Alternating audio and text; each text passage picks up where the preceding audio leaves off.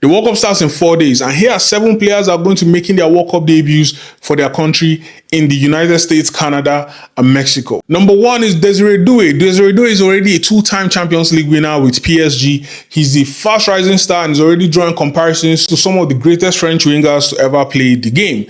It's going to be very interesting to see what Desiree Doué is going to be able to do for France. Personally, I can't wait to see if he even plays, because let's be honest, France is stacked. And on that right wing, they have Olise, and Olise had an incredible season. So it's going to be very interesting to see if Desiree Doué is going to be able to play a lot this World Cup. And speaking of Olise, Olise is the number 2 player we're going to be keeping an eye on in this World Cup. He's going to be making his senior debut for France. Olise had an incredible year for Bayern Munich this year, recording 15 goals and 19 assists in the Bundesliga, helping the Bavarians lift another Bundesliga trophy. Olise is ready for the world stage, and that is why I'm saying I don't know if Doué is going to have a lot of playing time, unless if Doué is flipped to the left.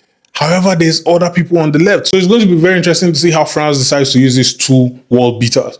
Olise, in my opinion, is going to be a starter. Doué might come off the bench. Either way, that right wing is going to be stacked against any team they are going to be going up against. The third person we should keep an eye on in this World Cup is actually one of the oldest person on the list, and that is Luis Diaz. That is surprising. A lot of people do not know that this is going to be Luis Diaz's first World Cup for Colombia. Luis Diaz did not play in the 2022 World Cup at Qatar because Colombia did not qualify, and the one before that, he hadn't even made his senior debut for the Colombian national team. That is why it is going to be so special to watch Luis Diaz play for Colombia in the World Cup this year at the age of 29. Luis Diaz, just like Olise, is also coming off an incredible season at Bayern Munich. He recorded an incredible 15 goals and 14 assists for Bayern Munich.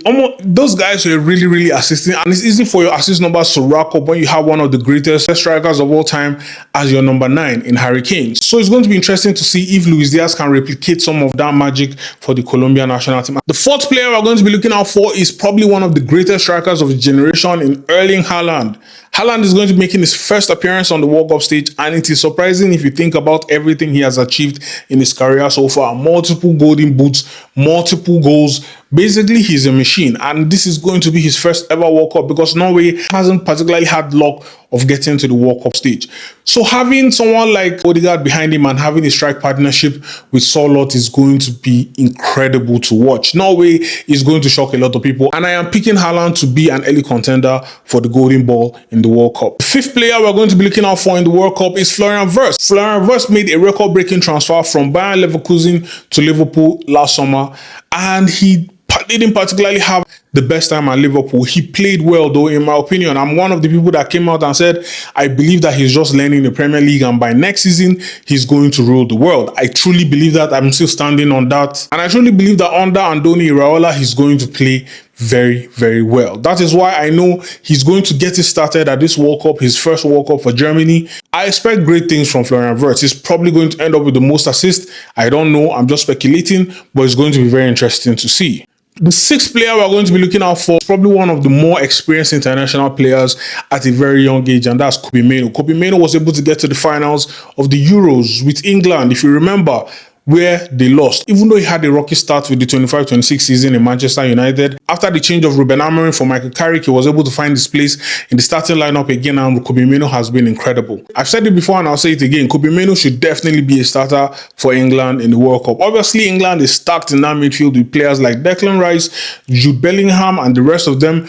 But Kobbie Mainoo should definitely be there because he brings things that the others cannot, and that is being one of the best ball progressive players in the English league, or maybe in the world at this point. I expect Kobbie Mainoo to perform very well in the World Cup if he's given the chance to play. If Thomas Tuchel trusts him enough to put him in that midfield alongside Declan Rice, I see Kobbie Mainoo balling out. And the 7th and final player that everybody is going to be keeping an eye on is the phenomenal Lamine Yamal. This is going to be his first World Cup just like everybody else on the list, but Lamine Yamal, unlike every other person on the list, is already a winner with his country. Lamine Yamal won the Euros with Spain at the young age of 16. He also won the Young Player of the tournament in that Euros, and I expect him to be a contender for the Golden Ball in this tournament. I truly believe that Lamine Yamal is on pace to win the Ballon d'Or, maybe in the next 1 or 2 years.